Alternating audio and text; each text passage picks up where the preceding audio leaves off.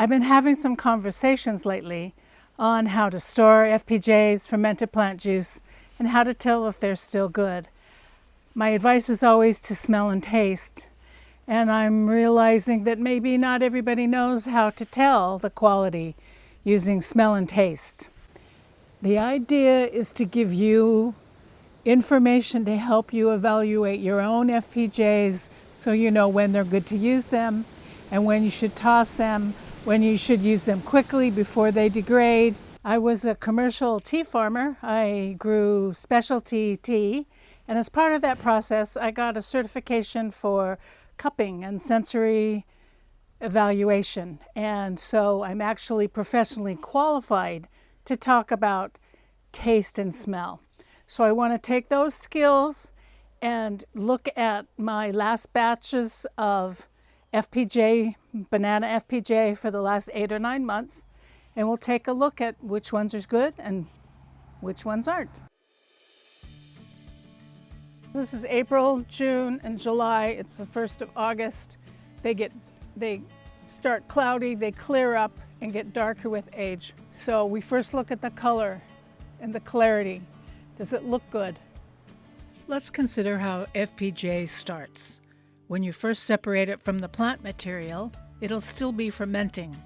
It will continue to ferment as long as there's sugars available for the yeast to consume. Over time, the fermentation will stop, the sediment will settle out, and the clarity will improve.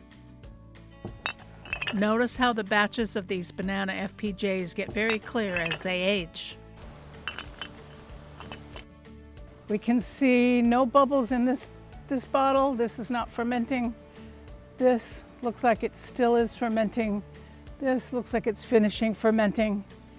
And there's quite a bit of sediment here. We expect that because this has just been racked off from the bananas. This has been... This batch was problematic. It had an osmophilic yeast. Normally, you can add additional sugar to the saturation point, which binds up available water and stops yeast activity. However, osmophilic organisms thrive in high sugar environments, and adding sugar will actually increase fermentation, not stop it. I'm still waiting for this batch to stop fermenting. You can see the video I did on this issue. There's a link below. Could I use it now? Yes, I think so, but we'll need to check the smell and taste to confirm that.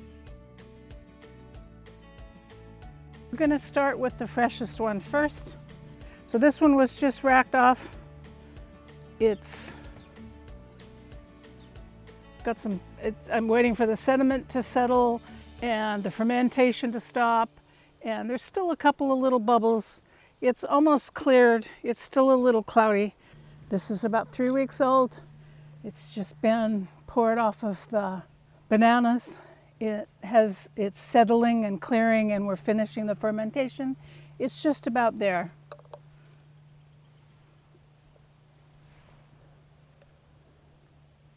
I smell only bananas. I don't smell vinegar. I don't smell alcohol. I don't smell any off smells.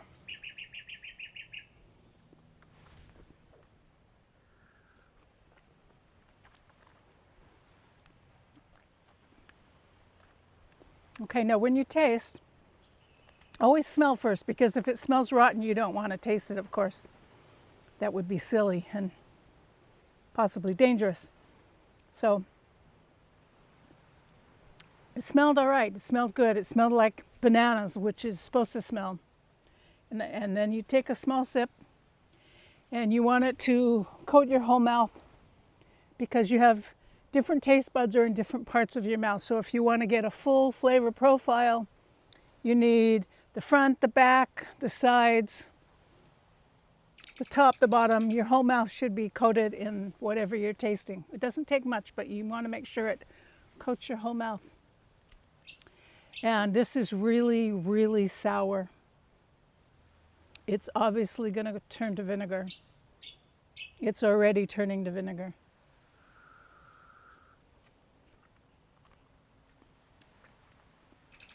It tastes like vinegar already, so I'm not going to use this as an FPJ. It's going straight into the vinegar pile. This one is a month and a half old. It still has some sediment. It still has some foam. This was full. It foamed out. I lost almost a liter on this bottle. This one is a month and a half old. This one had an osmophilic yeast, so if you want to learn more about how to deal with that, I've got a video that deals with that. It's still bubbly. Lots of sediment. Oh, too much to drink there. Nice banana smell. Nothing smells off, nothing smells rotten.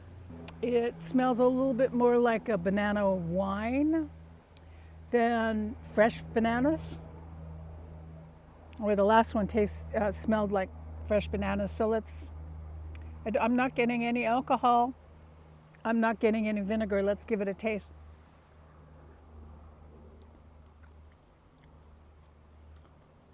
This one still has a little bit of sweetness to it. It doesn't have the sour punch of the one turning to vinegar. I'm still dealing with the osmophilic yeast though. It has not stopped fermenting. I'm not putting sugar in because that will just feed the yeast and it'll turn to alcohol, but not in a good way, not in a tasty way.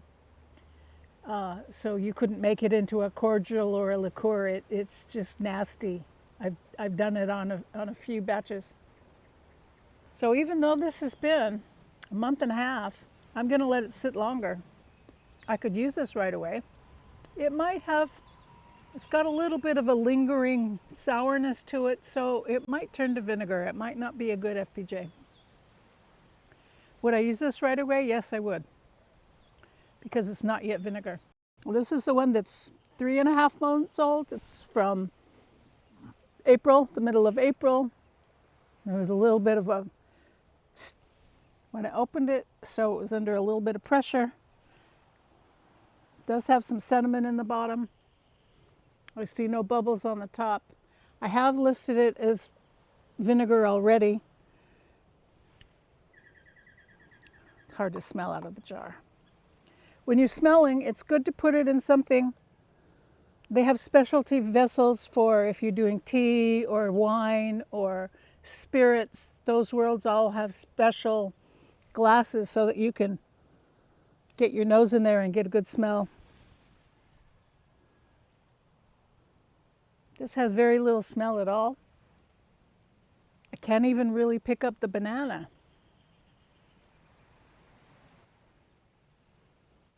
It's just blank.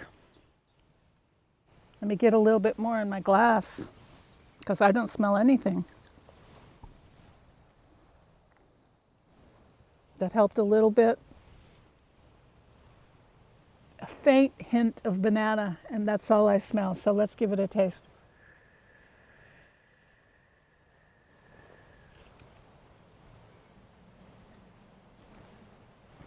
Now, one thing you might notice when I sip, I inhale, breathing in air at the same time because that aerosolizes the aromas and it coats your mouth better, but oxygen brings out flavors. That's why if you're making tea, you want to use fresh oxygenated water, fresh poured water. You don't want to use stale water. You know, if you put a glass of water, let it sit for a day, it's got little bubbles, it's off-gassing, and you want those oxygen bubbles attached to the flavor molecules, and they help bring out the flavors. So if you do that when tasting, you're going to get a better taste profile.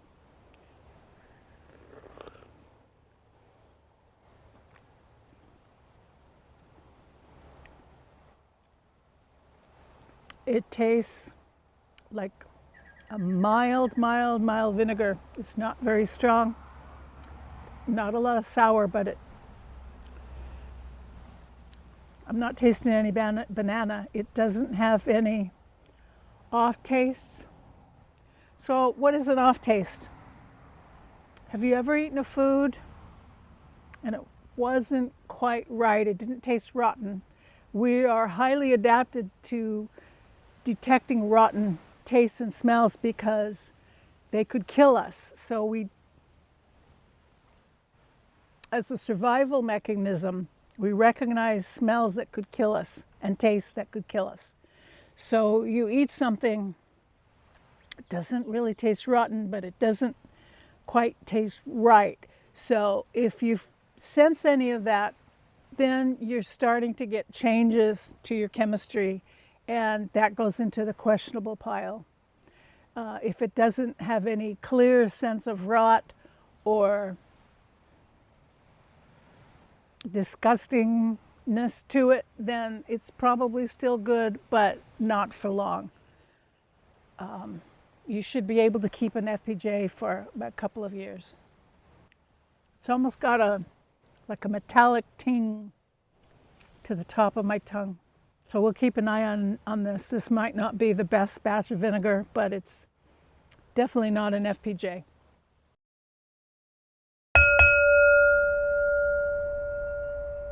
This one was a rescue juice.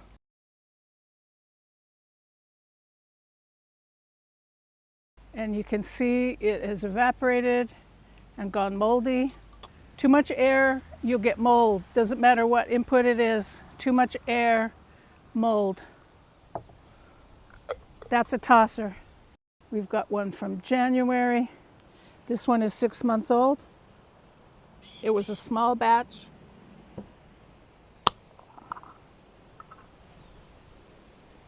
No bubbles, a little bit of sediment. Smells kind of like banana candy. There's another smell in there besides banana. Now, when you're doing tastings, we don't have a big vocabulary for smells and tastes. So that's why the coffee world and the tea world and the wine world and the spirit world, they talk about, oh, this has a grassy note, or I can smell chocolate, there's chocolate in here, and some buttery notes. You have to make up words that make sense. There's some industry standards, they're generalized, but you have to use what vocabulary works for you. And I suggest start to write down your smelling notes and your tasting notes so that you learn this as a skill so you can tell quickly if something is good or bad. Kind of like a buttery candy, caramely,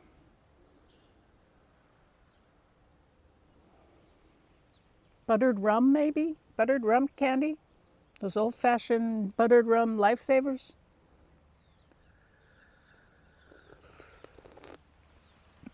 Oh, no. No, no, no, no, no, no. There's a nasty bitterness that just slices right through everything. That's a tosser. It's not gone to vinegar, it's gone bad. I was getting really excited when I smelled that FPJ. It smelled delightful. And every once in a while you get a batch that's just so good, you have to keep it for yourself. You can't share it with the plants. And I thought this might be one of those special ones.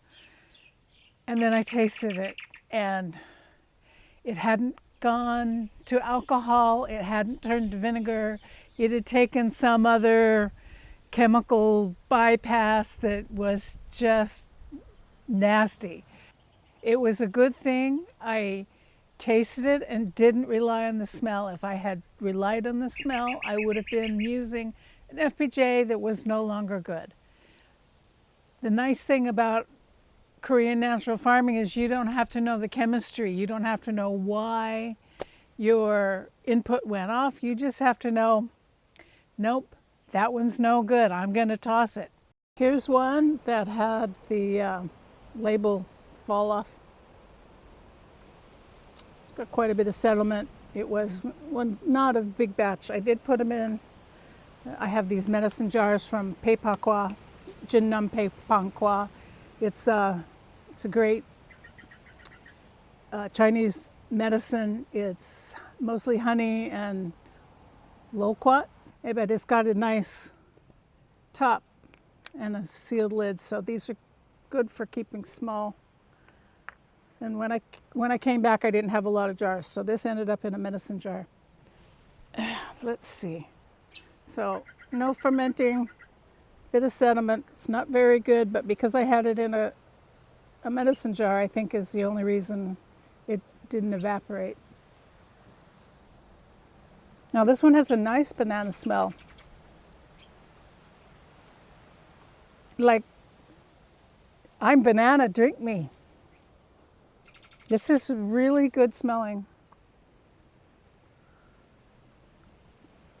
Oh, this is sweet, and this is nice. This is very, very nice. This is yummy. This would be good as a beverage. This is several months old, even though I lost the label. It was probably in December, so it's probably 6 to 8 months old. That is really yummy. But I think because it was in this medicine jar with, I don't know what you'd call this. It seals it so that it doesn't spill. This kept it from oxidizing, and this is proof to me that you really do want to keep your jars of FPJ capped tightly, because the oxidation will degrade your FPJ.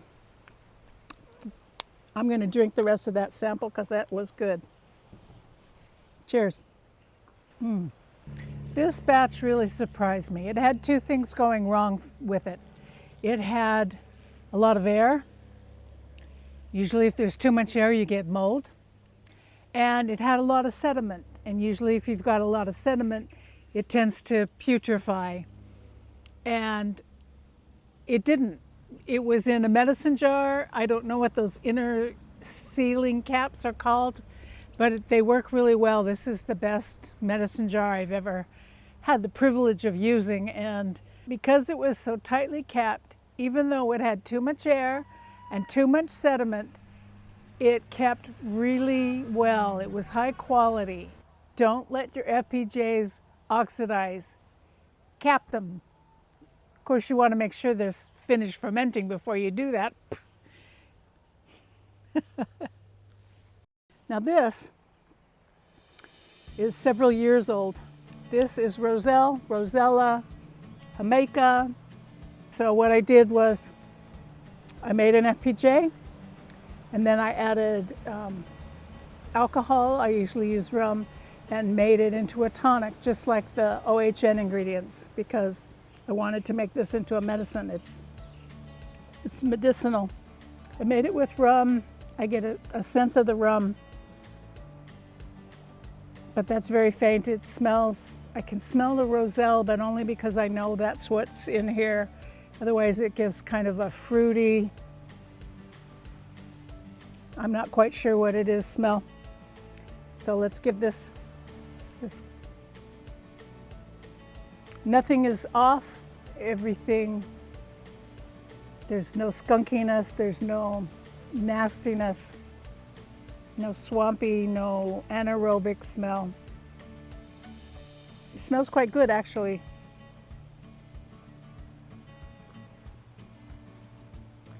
It's got some bitterness to it, which is a shame because and there's some astringency. It tastes a little off. There's like a dry, bitter. It's not rotten yet, but it's getting there. So unfortunately, I think this is a tosser.